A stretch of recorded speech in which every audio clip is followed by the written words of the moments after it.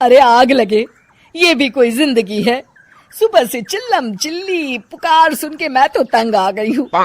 अरे वो भी क्या दिन थे जब मैं गांव में रहा करती थी। पहले बड़ी सुखी थी मैं। पहले मेरी जिंदगी क्या थी और अब क्या हो गई है। शहर में तो लोग भेड़ बकरी की तरह जीते हैं। जीने का असली मजा तो गांव में है। क्यों, क्या हुआ माँ जी? आज गांव की बहुत याद आ रही है आपको? अरे हाँ बहू, शहर का जीना भी कोई जीना है। लोगों की आधी जिंदगी तो सड़कों के ट्रैफिक में निकल जाती है और यहाँ रखा ही क्या है। एक बात कहूं, दिल्ली शहर अब पहले जैसा नहीं रहा। क्या माँ, जब देखो गांव के गुणगान गाती रहती हो।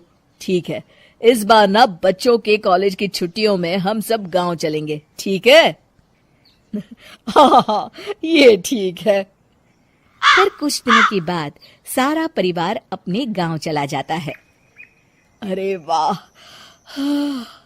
कितनी ताजी और साफ हवा है, कितनी शांति है यहाँ।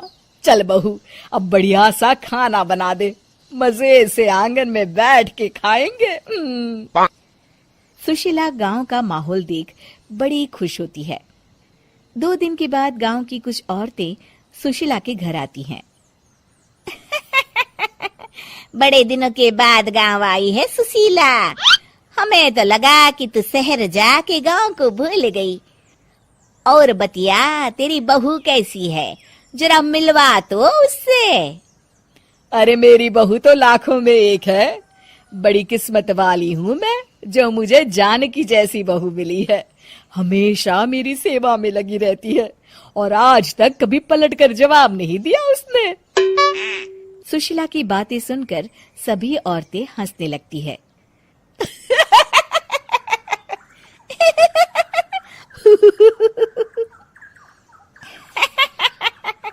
अरे कुछ भी बोले जा रही है। तबीयत तो ठीक है? तेरी बहू चांद से आई है क्या? क्यों बहनों, दुनिया की कोई भी बहू अच्छी होती है क्या? सब औरतें ममता की हाँ में हाँ मिलाती हैं। अरे मैं तो कहती हूँ दुनिया की हर बहू सास का खून चूसने वाली डायन होती है, डायन। मैं तो एक बिल में 1000 सांप के साथ रह सकती हूँ, लेकिन अपनी बहू के साथ नहीं रह सकती। हाँ, तूने सही कहा।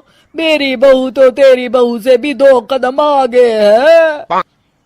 सब औरतों की बातें सुनकर ममता मन ही मन बड़बड़ाती है। अरे ये गांव सुधर गया, लेकिन औरतें नहीं सुधरी। अगर थोड़ी देर और इनकी बेवकूफी भरी बातें सुनूंगी तो मैं सच में पागल हो जाऊंगी। फिर सुशीला उन औरतों को घर से दफा कर देती है और राहत की सांस लेती है। अरे बहू, जरा बाम लाके मेरे सर पर तो लगा दे। उन औरतों की फालतू बातें सुनकर मेरा सर चकरा गया है। इस गांव की औरतों का तो भगवान ही मालिक है। फिर अगले दिन सुशीला की सास उससे कहती है, अरे बहू, तू यहाँ क्या आराम फरमाने आई है? आखिर ये तेरा ससुराल है। चल चल, घर के कामों में हाथ बटा। शहर में कुछ काम धाम तो करती नहीं है। जरा अपने आप को तो देख, कितनी मोटी हो गई है। सारा दिन घर का काम करने के बाद शाम को सुशीला, हाय मेरी कमर, हाय मेरे पैरों ने तो जवाब दे दिया। आज तो मुझसे मक्खी भी न मारी जाएगी। अरे बहू, जरा आकर मेरे हाथ पैर तो दबा दे। जी माँ जी, अभी आती हूँ। तभी सुशीला की सास जानकी को रोकते हुए कहती है, अरे रुक जा बहू, एक दिन काम करके इसको इसकी नानी याद आ गई। हम लोग तो रोज इतना काम करते हैं, कोई जरूरत नहीं इसके हाथ पैर दबाने की। सुबह तक सब ठीक हो जाएगा। सुशीला अपनी सास की बातें सुनकर हैरान रह जाती है। इस तरह धीरे धीरे गांव आने के बाद सुशीला की परेशानी शुरू हो जाती है। फिर एक दिन अरे आज तो मैं कपिल शर्मा देखूंगी क्योंकि आज संडे है। सुशीला जैसे ही टीवी ऑन करती है तभी बिजली कट जाती है। अरे सत्यानाश, इस बिजली को भी अभी जाना था। इतने दिनों से मैं टीवी सीरियल देख नहीं पाई। हमारा देश इतनी तरक्की कर रहा है, अरे पता नहीं ये गांव कब सुधरेगा।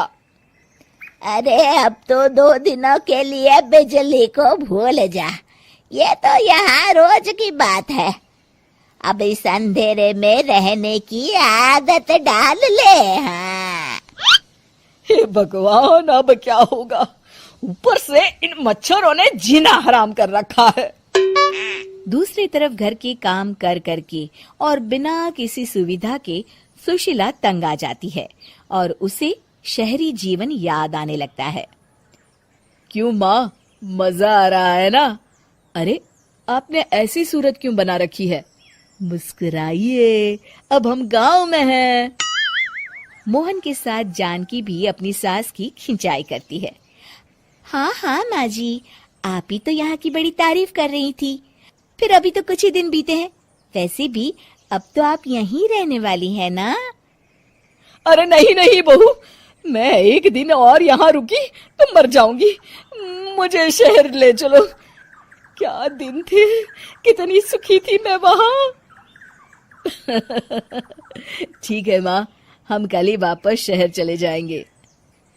इस तरह सुशीला शहर आ जाती है